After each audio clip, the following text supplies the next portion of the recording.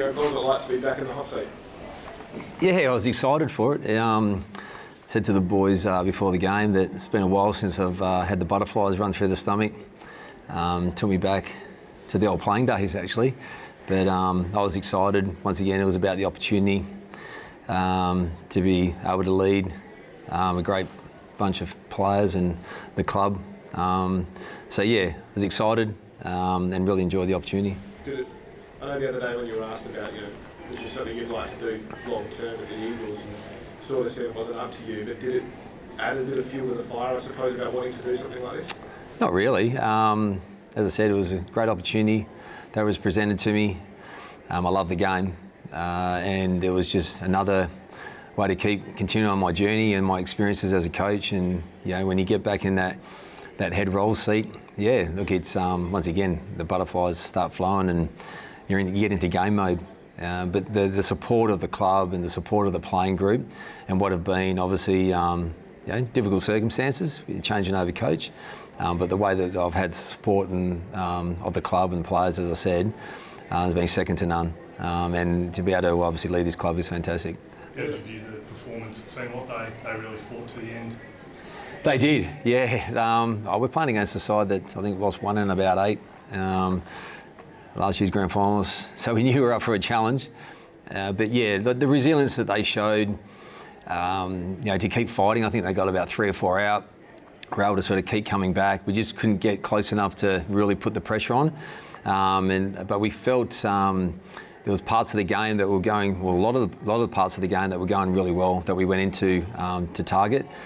And as the game went on, with some young fellas, some guys playing their second game, some guys playing in a different position, to sort of stay true to their role and to the system and keep fighting it out. I couldn't be any prouder of the playing group. And at the end of the day, to win games, you've got to do it for longer than the opposition, and we just weren't able to do that today. Did you feel like they were inspired at all by the events of the week? I wouldn't say inspired. I think they're a pretty resilient group. We've been working hard on building our identity from day one of pre-season, and that's the one thing that I'd ask of them before the game, so to really tap into what our identity looks like. We have identities as people, as humans, away from the club, as athletes, and we want to create an identity as a football team and as a football club, so that our 41,000 supporters that came here today to support us on a bit of a gloomy day, we're going to make them proud to be able to follow us. So we'll continue to chase that. But the events of the week, while it was trying circumstances, they're a resilient group. We've gone through a lot over the last 2.5 years. It seemed early the guys wanted to take the game on. Was that something you asked for them? Or was that just emotions running high? I had a chat to them about 30 seconds going out before the bounce, and sort of dialed them up a bit. My message was, once again, we're here to get better. We're here to chase that identity and build on it. And I'm also about expressing themselves. That was a message started pre-season, to express themselves, but also to have a freedom within our discipline to do that.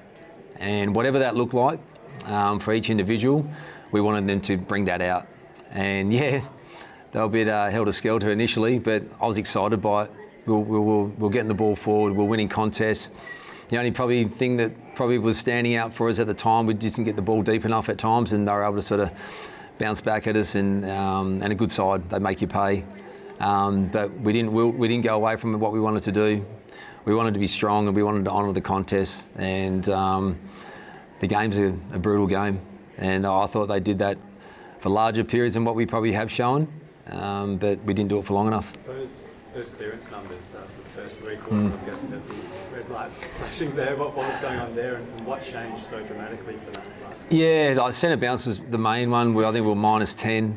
When you're talking about 2-time Brownlow medalists, Lachie Neale, McGluggage, Dunkley, they're Ruckman, McInerney, they're a good outfit. Not taking them away from our guys. Our guys, were very, very good in there for periods, but what they got shown is, their clean fundamentals. They were really good on the loose ball, but we couldn't get centre bounce ascendancy, and we changed a couple of things after half time with some strategy. I think we went +9, I think, maybe in the second half at centre bounce.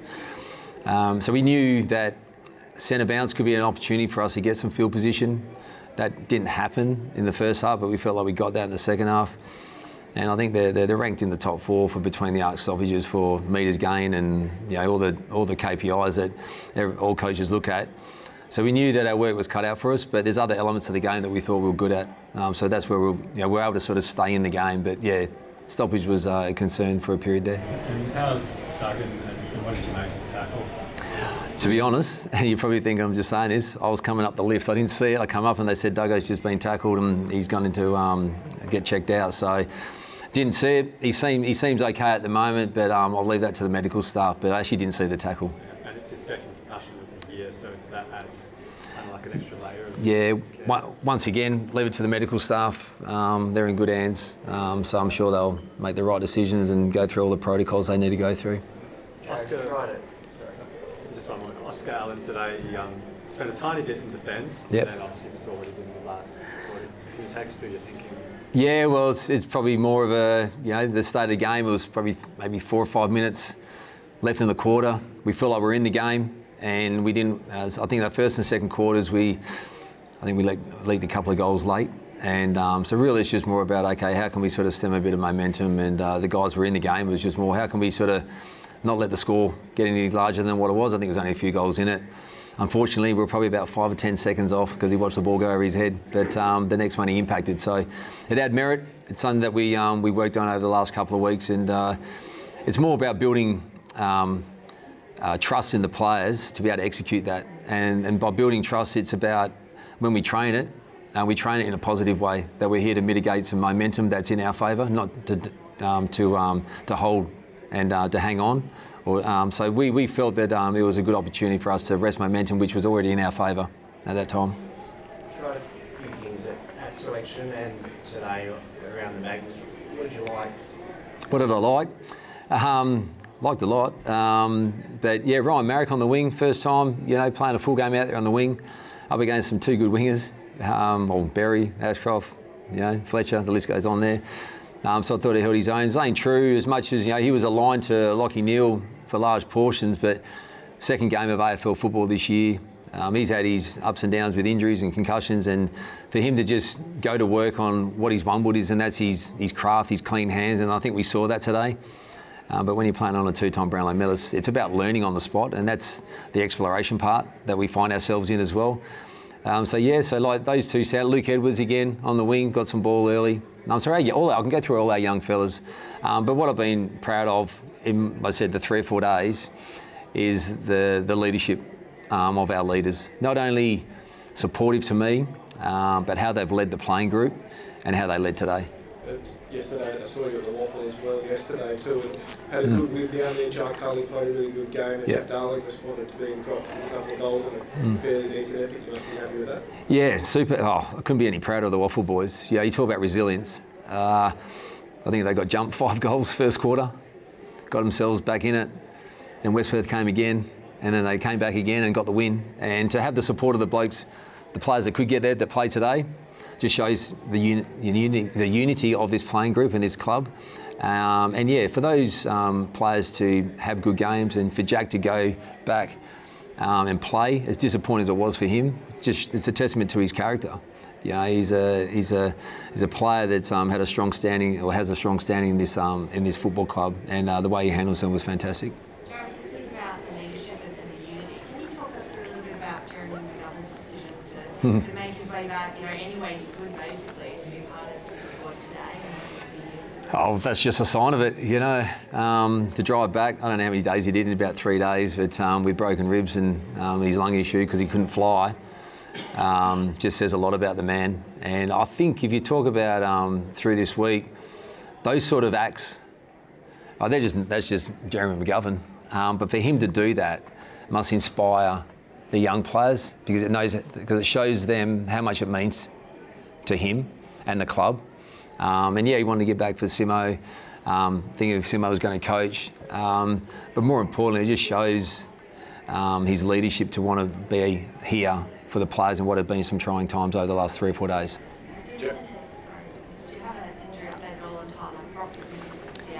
Yeah. How many others along the way? I'm not privy to the finer detail, but I think it's an ankle with him. And obviously we spoke about Liam Duggan. Other than that, yeah, I haven't been given that sort of detailed information just yet.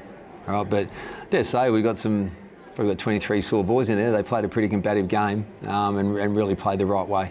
I wanted to ask about that, Jarrad. You've got a 6-day break now, heading into St Kilda. Yep. Travel, obviously, this week's going to be emotionally taxing, which way you sort of look at it. How do you ensure that they get up for that game, given what's gone on in the last 8 days? Yeah, well, we've already spoken about it. And that's, you know, as I said, first time sitting in the seat, but you hear it as an assistant coach. But they've already acknowledged that we didn't win today. We performed well, but we didn't get the win. So there's a reality to that.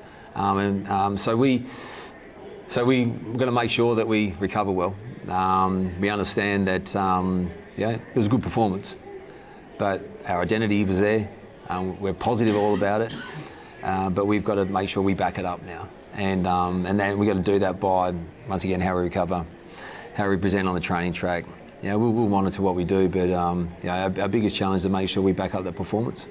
Spoke about the Waffle guys being proud of them and seeing some good results from players in new positions. Is that going to be, I guess, a bit of a theme in this part of the season now to give chances to guys to show what they can do?